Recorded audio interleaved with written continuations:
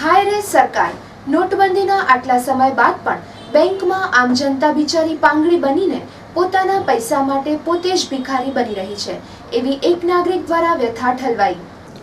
રૂપિયા 500 તેમજ 1000ની નોટ રદ થયાનો આટલો સમય વીતી ગયો છતાં પણ બેંકોમાં આમ જનતા બિચારી પાંગડી બની અને પોતાના પૈસા માટે જ લાઈન લગાવી અને રાહ જોઈ રહી છે, જેમાં સરકાર દ્વારા પ્રજાનું હિત ન જોતા તાત્કાલિક નોટબંધીના પગલાંને કારણે પ્રજાની કમર ભાંગી નાખી છે।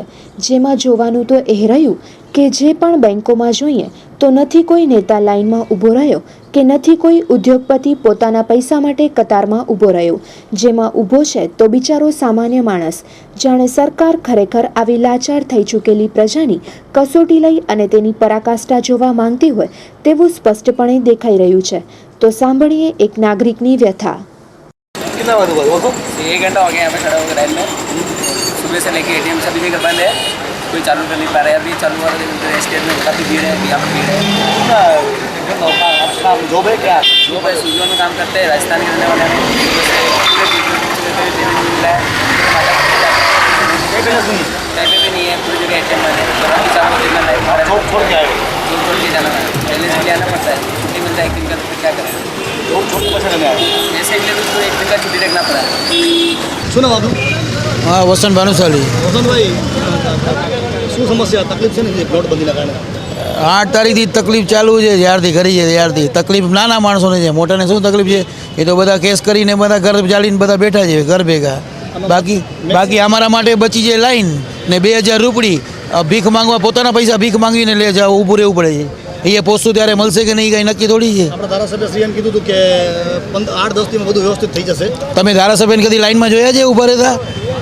એમણે કીધું છે પણ એ પ્રત્યક્ષ રીતે પોતે એકવાર લાઈનમાં ઊભો રહીને અનુભવ કરે એટલે ખબર પડશે। જોવા જઈએ તો કોઈ નેતાઓ લાઈનમાંથી ઊભા, આ તો પછી એમને પ્રવચનો પણ ના આપવા ખપે ને, પબ્લિકની પરેશાની હોય તો એને પોતે લાઈનમાં ઊભા રહે તો ખબર પડે। નાની પબ્લિક દુઃખી, નાની પબ્લિક થઈ ગઈ છે આમાં।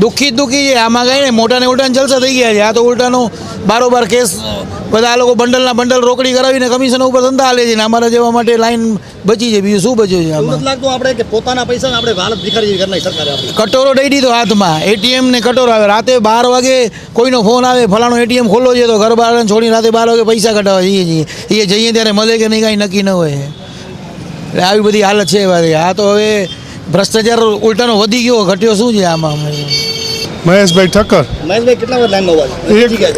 1 વાગે ઊભો તો ભાઈ, અત્યારે 2000 રૂપિયા મળ્યા છે।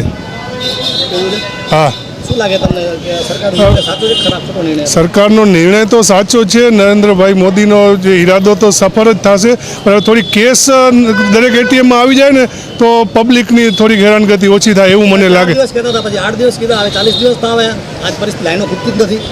લાઈનો ખૂટતી નથી એનું મને તો એક જ કારણ લાગે છે કે કેસ સપ્લાય કરે ને તો લાઈનો ખૂટે। અને મને એવી જાણકારી છે કે જાન્યુઆરીથી કાંઈ રેગ્યુલર થાય એવું મારું માનવું છે। જાન્યુઆરી સુધી લોકો શું કરશે પૈસા? લોકો, મોદી સાહેબ એમ કહે છે કે થોડી હેરાનગતિ ભોગવો, આગળ તમને ફાયદો થશે, એમ ધીરજના ફળ મીઠા, એમ મોદી સાહેબ કહે છે। જો આ કેશલેસમાં એને લઈ જવું છે મોદી સાહેબને, ત્યાં સુધી તો આ બધા છે અડધાઓ પબ્લિક ઓછી થઈ જવાની। ઓછી થઈ જવાની અત્યારે તો મુશ્કેલી છે, પણ આના કાંઈક સારા ફળ મળે તો કાંઈક સારું કહેવાય એવું શક્યતા હવે। રાજકારણીઓ કે સારા ઊંચા સાહુકાર માણસો તો ઉભવાના જ નથી ને, મધ્યમ વર્ગનો જ મરો છે એ જ લાઈનમાં ઊભે છે।